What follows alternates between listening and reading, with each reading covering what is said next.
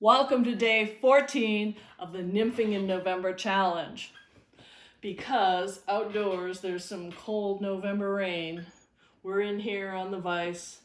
Later this week, the temp should warm up and I hope to be back on the river. But for today, tomorrow, here we are. So this is not an instructional video. Oh my gosh, no. I used to be a commercial tire. But that was a long time ago. My husband and I owned a lodge in northern New Hampshire, and after a few years we put in a fly shop. So the way that we got flies for when we guided and stuff was Orvis. So it's been a while since I learned how, it's been a long time since I learned how to tie a fly, but it's been a long time since I've tied flies. So I'm gonna go easy on myself, and I'm gonna tie an American pheasant tail. Really simple fly, no bead, no flash. And the reason for this is because last year we were fishing on Hebgen Lake, and that's an awesome trout lake right near West Yellowstone, Montana. Big, beautiful lake. And when we were there for the gulpers. And what the gulpers are big, huge rainbow that come up and take calabatus nymphs and dries as they hatch on the lake in August. So we were fishing the gulpers, and before the hatch was really on, we would fish with nymphs, and we did okay with beaded nymphs. But when I started using just stripped down basic American pheasant tails, that really worked well. It worked so well, I don't have any in my box. So I thought I better tie some up before next season. And where did my wire go? Anyways, so that's the plan. The other thing with just the basic nymphs, without the beads or without the flash or without the jig or anything like that, they tend to perhaps resemble the natural a little bit more. Of course, it's great to have flash. You know, I'm a gal that always likes a little bit of flash and pizzazz, but just the basic hangs well in the water column because they're not as heavy. And somebody told me years ago, and I've never been able to test this for sure, but you're supposed to fish flashy, bright flies on bright days and dark, non-flashy flies on the dark days. I have tried that for my Nymphing in November challenge, and I cannot say that I think that that's the case, but whatever. Anyways, for today, we're going to be tying, I'm going to be tying an American pheasant tail. Hope you are tying something this weekend yourself, because it sucks waiting for a vaccine and waiting for COVID to be over so that we could all hang out and party together again. But until that time, let's nymph in November, tie some flies, tell some lies, and get through this together. So because this is not an instructional video, I thought I would tell some stories of when I was a fishing guide in New Hampshire. And when you have been a fishing guide for 20, 30 years, you tend to collect some stories. So anyways, one day, guiding a really nice lady up in Pittsburgh, New Hampshire, on this pond called Moose Pond.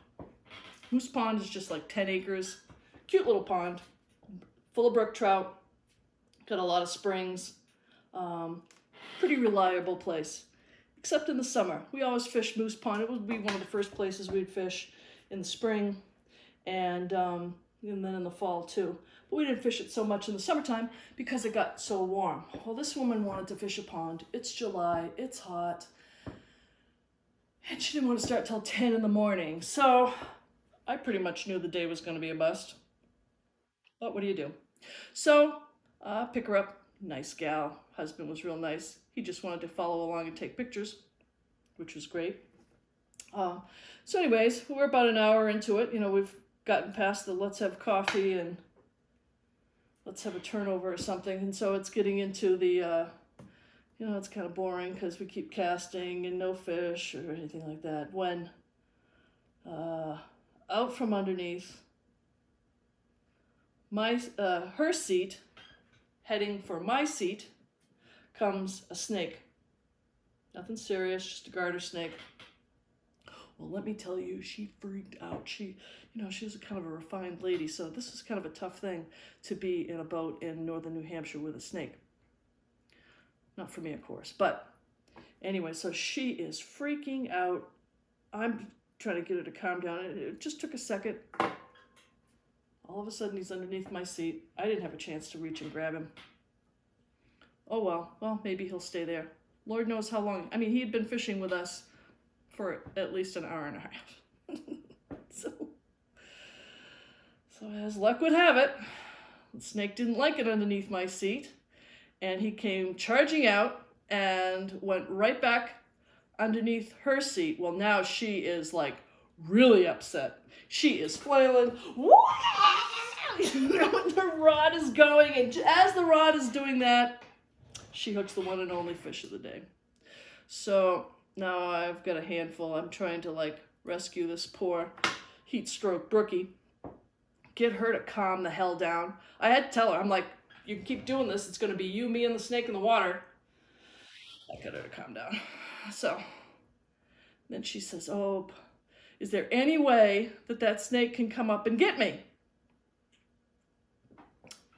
And I look her straight in the face and say, no, he's underneath the seat. There's no way he can come get you.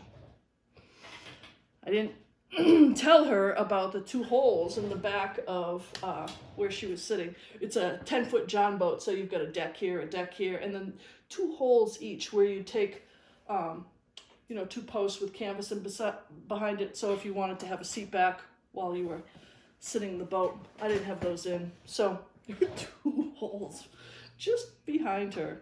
She was too terrified to turn around and look, so that was good. So as we get to shore, I pull in, get a hold of the snake, and get him out.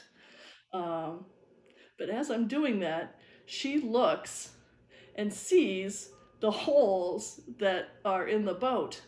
And she's a very refined lady. And she turned to me and said, "You're an asshole!"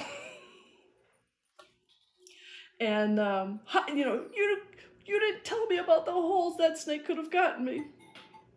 I just very calmly, if she was really mad, I let her scream at me for a while. And then when she was all done, I'm like, should I have told you? And she thought about it for a good long while, and then she started to chuckle, and she said, no, I don't suppose you should have. So that's my snake in the boat story. I've got my little pheasant tail all done. He's, I'm just gonna trim his feet. So, COVID sucks, but we can get through this together by nymphing in November, and if anybody's got any ideas what crazy stuff I should do in December, hey, I'm up for it, because it's gonna be a long winter. Hopefully it won't be a sad winter, and it'll be fishing season before we know it, and we'll have a vaccine and all that. It's not political, just, Jesus, we need to all get through this together. Hold on just a sec, because I've got time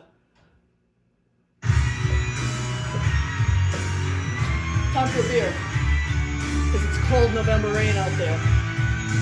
Hey, I'll see you tomorrow. I'm going to tie again tomorrow, and then I hope to be out on the river on Monday.